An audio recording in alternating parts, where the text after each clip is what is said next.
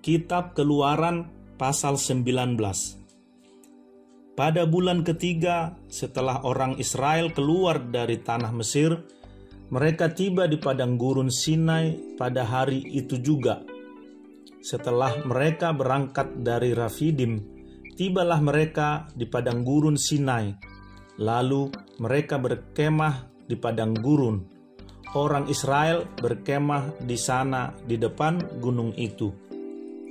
Lalu naiklah Musa menghadap Allah, dan Tuhan berseru dari gunung itu kepadanya, "Beginilah kau katakan kepada keturunan Yakub, dan kau beritakan kepada orang Israel, kamu sendiri telah melihat apa yang kulakukan kepada orang Mesir, dan bagaimana aku telah mendukung kamu di atas sayap Raja Wali dan membawa kamu kepadaku.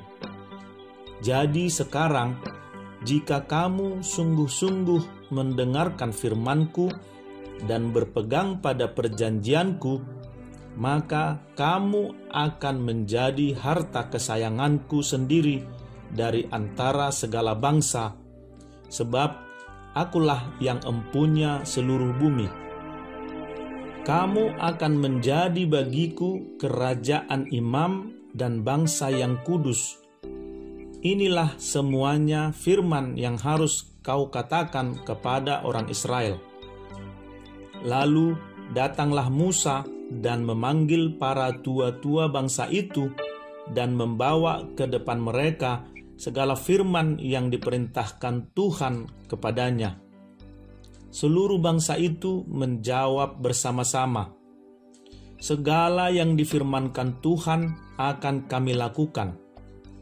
Lalu Musa pun menyampaikan jawab bangsa itu kepada Tuhan. Berfirmanlah Tuhan kepada Musa, "Sesungguhnya Aku akan datang kepadamu dalam awan yang tebal, dengan maksud supaya dapat didengar oleh bangsa itu apabila aku berbicara dengan engkau, dan juga supaya mereka senantiasa percaya kepadamu." Lalu Musa memberitahukan perkataan bangsa itu kepada Tuhan. Berfirmanlah Tuhan kepada Musa, "Pergilah kepada bangsa itu, suruhlah mereka menguduskan diri pada hari ini dan besok, dan mereka harus mencuci pakaiannya.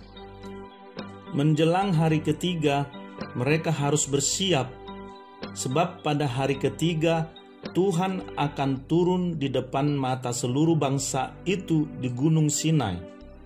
Sebab itu, haruslah engkau memasang batas bagi bangsa itu berkeliling sambil berkata, 'Jagalah baik-baik, jangan kamu mendaki gunung itu atau kena kepada kakinya, sebab siapapun yang kena kepada gunung itu, pastilah ia dihukum mati.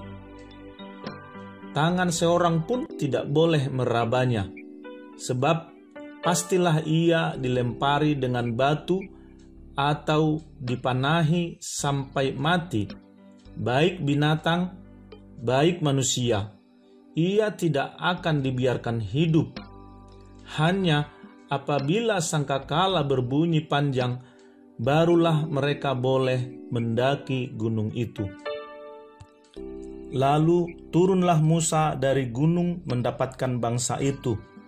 Disuruhnyalah bangsa itu menguduskan diri, dan mereka pun mencuci pakaiannya.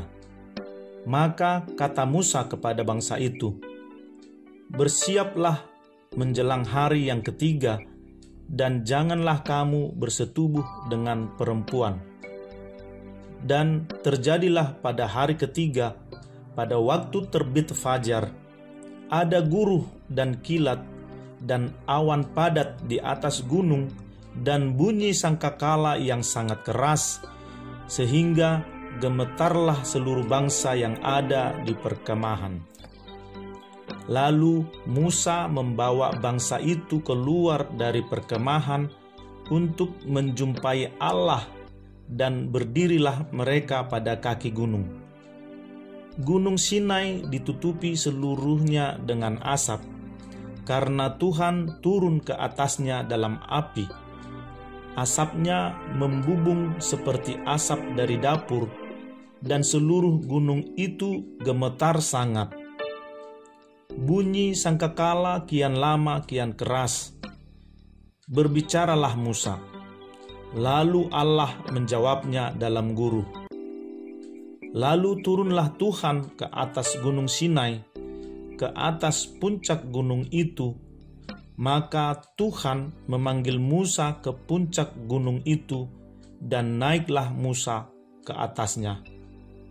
Kemudian Tuhan berfirman kepada Musa, "Turunlah, peringatkanlah kepada bangsa itu, supaya mereka jangan menembus mendapatkan Tuhan hendak melihat-lihat, sebab tentulah banyak dari mereka akan binasa. Juga para imam yang datang mendekat kepada Tuhan haruslah menguduskan dirinya, supaya Tuhan jangan melanda mereka." Lalu berkatalah Musa kepada Tuhan, "Tidak akan mungkin bangsa itu mendaki gunung Sinai ini, sebab Engkau sendiri telah memperingatkan kepada kami demikian. Pasanglah batas sekeliling gunung itu dan nyatakanlah itu kudus."